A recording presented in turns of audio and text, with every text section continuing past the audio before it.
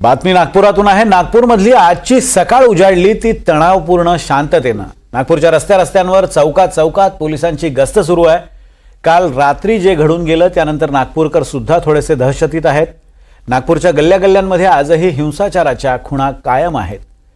खबरदारी म्हणून नागपूरच्या काही भागात संचारबंदी लागू करण्यात आली आहे, तर सोशल मीडियावरच्या पोस्टमधून चिथावणी मिळू नये म्हणून सायबर सेलची ही करडी नजर आहे।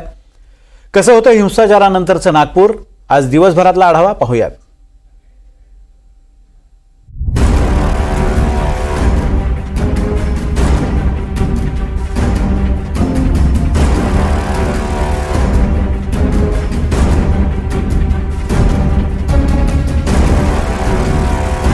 दगडफेक, गाड्यांची जाळपोळ, इमारतींमध्ये तोडफोड, पोलिसांवर हल्ला, दंगेखोरांची धरपकड। रात्री धुमसणाऱ्या नागपुरात आता परिस्थिती शांत आहे। शहरात तणावपूर्ण शांतता आहे। सकाळी महापालिकेची गाडी कचरा वेचायला आली तेव्हा 2 गाड्या भरून दंगलीत भिरकावलेले दगड सापडले।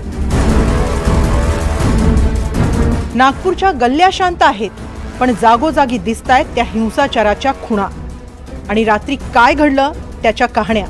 आम्ही आता पुन्हा या ठिकाणी दाखवतोय। किनारीवाला यांची गल्ली आहे ही महाल परिसरातली, राम मंदिर याची गल्ली आणि दगड जी आहे ती इथेही दिसत आहे आणि गाड्या ज्या आहेत त्या इथेही फोडण्यात आलेल्या आहेत। इथे कपड्याचं शोरूम दिसतंय, गिफ्ट फॅक्टरी। या गिफ्ट फॅक्टरीमध्ये सुद्धा इथे हल्लेखोर गेले आणि हल्लेखोरांनी हे शोरूम फोडून टाकलेलं आहे। त्यामुळे एकंदरीतच या ठिकाणी शोरूमचे मालक आपल्यासोबत बोलत आहेत, त्यांना विचारूया शोरूमचे मालक इथे आहे ज्यांचं शोरूम फोडून टाकलं।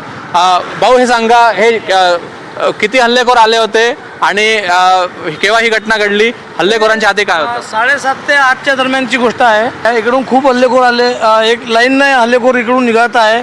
CCTV समोर आले आहे, तिकडून या समोरच्या गल्ल्यांनी इकडून या मार्गाने खूप हल्लेखोर येऊन त्यांनी दगडफेक खूप केली आहे। बाजूची गाडी पण जाण्याचा प्रयत्न केला, तिथं काही पोलीस बल आल्यामुळे गाडी जाळली नाही।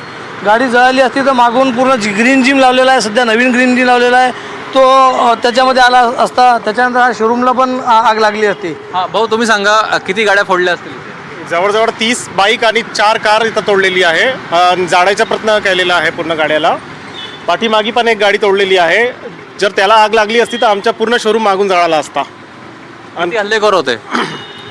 काही गिनती नाही भाऊ, कमीत कमी तरी 500च्या जवळपास असायला पाहिजे। खूप लोक इथं आले होते आणि खूप लोकांनी इथं ते दगडफेक आणि मारहाण केलेली आहे। आणि घोषणाबाजी काय करत होते? अल्लाहू अकबर, बस त्यांचं तेच चालू होतं। आणि बाकीचं इथं खूपच जास्त केलेलं आहे आतमध्ये गल्लीमध्ये। अख्ख्या नागपूरची परिस्थिती नियंत्रणात आहे। शहराची पोलीस छावणी झाली आहे। हिंसाचार करणाऱ्या 50हून अधिक लोकांना ताब्यात घेण्यात आलंय। अभी सिचुएशन पीसफुल है नागपुर शहर में, और हमने कुछ एरियाज़ में कर्फ्यू लगाया। लगभग 11 जो हमारे पुलिस स्टेशन हैं जो कि मिक्स लोकेलिटीज़ में है, उसके आसपास हैं, और सिचुएशन अभी कंट्रोल में है और शांतता है। तो इसमें लगभग 50 से ज़्यादा लोगों को हमने इसमें कस्टडी में लिया है। और इसके अलावा भी जो लोग CCTV में या फिर वीडियोस में या फिर सोशल मीडिया पे नज़र आ रहे हैं इस तरह की हरकत करते हुए या शांतता को नुकसान पहुंचाते हुए या फिर पब्लिक प्रॉपर्टी को नुकसान पहुंचाते हुए, तो उन लोगों को भी हम आइडेंटिफाई कर रहे हैं और उनके ऊपर कार्रवाई कर रहे हैं। नागपुरात महाल आणि हंसापुरी भागात मोठ्या प्रमाणात हिंसाचार झाला। दंगेखोरांनी गाड्या जाळल्या, दुकानांची तोडफोड केली।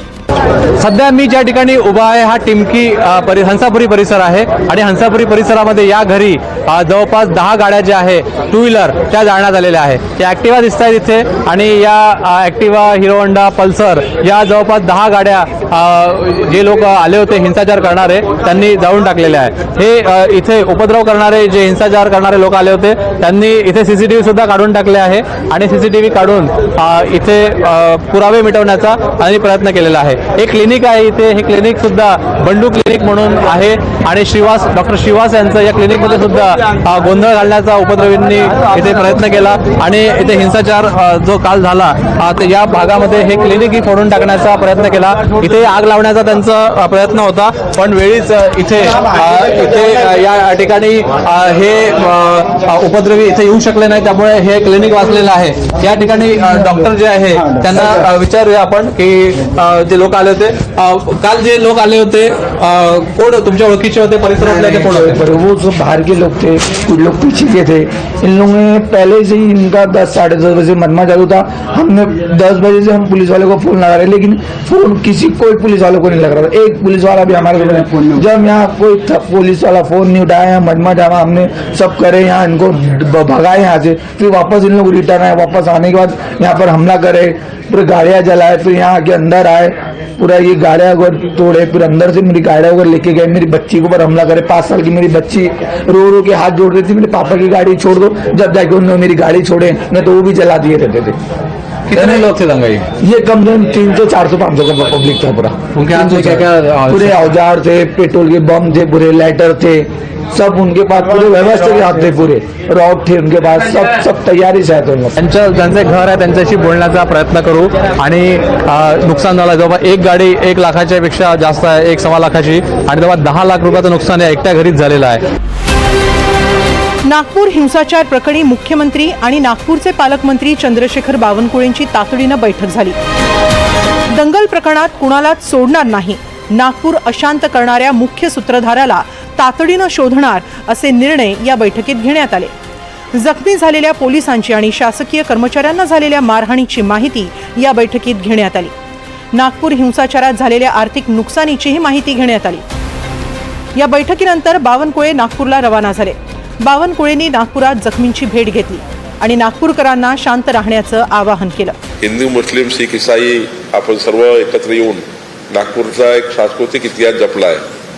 तर हा सांस्कृतिक इतिहास नागपूरच्या भूमीमध्ये हा कायम राहावा, आपला सलोखा कायम राहावा, याकरता सर्व जनतेने, सर्व समाजाने, सर्व संघटनांनी, आमच्या शासनाच्या पक्षांनी आणि विरोधी पक्षांनी सर्वांनी म्हणून या ठिकाणी शांतता प्रस्थापित करण्याचं कार्य आम्हाला करायचं आहे. सर्व NGOला विनंती करतो, सर्व संघटनेला विनंती करतो, सर्व राजकीय पक्षांना, छोट्या मोठ्या सर्व सामाजिक कार्यकर्त्यांना विनंती करतो आहे की आपण सर्वांनी पोलीस प्रशासनाला, सरकारला सहकार्य करावं आणि आपल्या नागपूर शहराचा सांस्कृतिक, पारंपरिक आपली विरासत, आपला संबंध, आपला सलोखा कायम ठेवावा. सोमवारी रात्रीच्या भयानक घटनेनंतर नागपूर हळूहळू पूर्वपदावर येत आहे. तरीही खबरदारी म्हणून नागपुरात संचारबंदी लागू करण्यात आली आहे. कोतवाली, गणेशपेठ, तहसील, लकडगंज, पाचपावली, शांतीनगर, नंदनवन, इमामवाडा, यशोधरानगर, कपिलनगर या भागांमध्ये संचारबंदी कायम आहे. तर परिस्थिती आणखी चिघळू नये म्हणून पोलिसांचा सायबर सेलही ॲक्टिव्ह झालाय. दंगलीची नेमकी सुरुवात कुठून झाली याचा सायबर सेलनं शोध सुरू केलाय. 1,500 सोशल मीडिया अकाउंट पोलिसांच्या रडारवर आहेत. 50 आक्षेपार्ह व्हिडिओ आणि 150 आक्षेपार्ह पोस्ट करणाऱ्यांवर कारवाई करण्यात येणार आहे. हिंदू, मुस्लिम, शीख, ईसाई असं एकत्र गुण्यागोविंदानं नांदणाऱ्या नागपुरात हिंसाचारानं गालबोट लावलं. नागपूर कुणी पेटवलं याचं उत्तर तातडीनं शोधण्याबरोबरच नागपुरातील कायदा व्यवस्था चोख ठेवणं आणि सलोखा प्रस्थापित करून तो कायम ठेवणं हे नागपूर पोलीस आणि नागपूरच्या कारभाऱ्यांपुढचं मोठं आव्हान असणार आहे. प्रवीण मुधोळकर, NDTV मराठी, नागपूर.